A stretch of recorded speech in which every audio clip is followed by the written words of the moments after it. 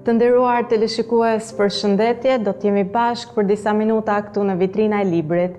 Libri që kam zgjedhur sot për ta prezantuar tek ju është Kujtimet e Imanit, e shkruar në trajtën e një drame nga Mustafa Ived dhe Mohamed Rashid. Përkthimi është realizuar nga Zenel Hajradini me redaktor Bashkim Mehani dhe me redaktor gjuhësor Hysen Matoshi.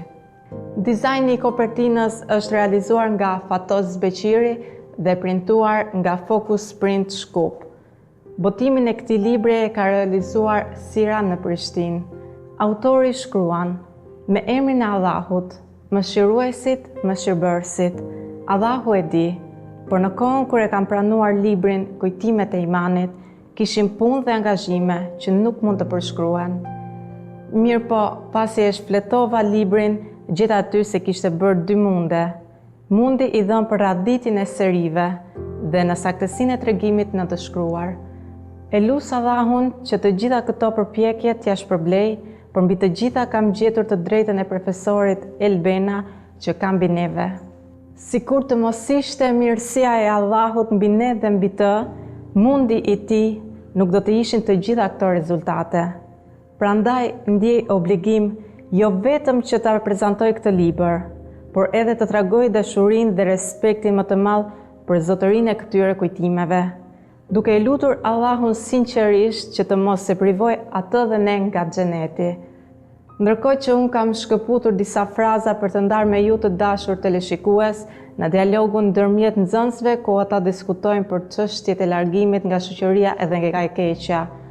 Si ata mendojnë që të ndikojnë sadopak në edukimin apo në largimin e shoqërisë nga rruga e gabuar apo nga harami. Le të ndjekim një pjesë të dialogut ndërmjet djemve. Çështja është shumë e thjeshtë.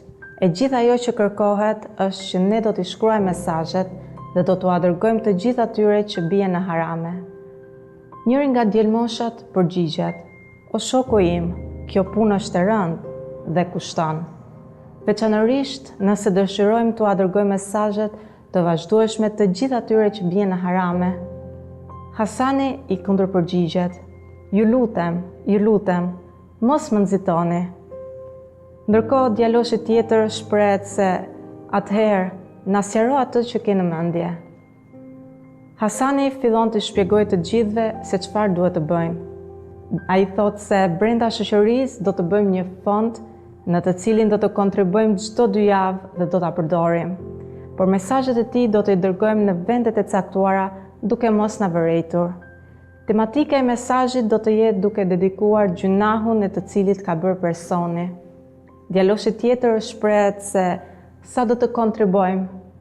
Ndërkohë që Hasani i përgjigjet: "Si mendoni që secili prej nesh të jap mes 5 deri në 10 kurush sipas mundësisë?" Njëri prej djelmoshëve përgjigjet: "Unë dhe Muhamedi do t'i shpërndajmë ato tek njerëzit, sepse jemi më të vegjël dhe nuk do të dëshoj askush." Kjo ishte pjesa që kishim veçuar për ta serviruar tek ju të dashur teleshikues. Pjesën tjetër të dialogut po ju alem që ta zbuloni vetë të dashur teleshikues. Aty do të kuptoni se çfarë fshihet në të, si vendosën djem që të bëjnë detyrën që i ngarkuan vetes dhe a do t'i arrijnë ata. Këtë dhe shumë tregime të tjera interesante dhe shumë të bukura do t'i gjeni në librin Tregimet e Imanit. Ndaj juftoj të dashur teleshikues ta bëni tuaj këtë libër në faqen më të madhe të shitjeve online në free.swiss ose duke na kontaktuar në numrin e telefonit +41 79 46 95 036. Ndërkohë që emisioni toni erdhi fundi, bashkë do të rishihemi në emisionin e radhës, ku do të sjellim tek ju të dashur teleshikues një tjetër libër akoma më interesant. Ju faleminderit për vëmendjen tuaj. Deri atëherë, miru takofshim.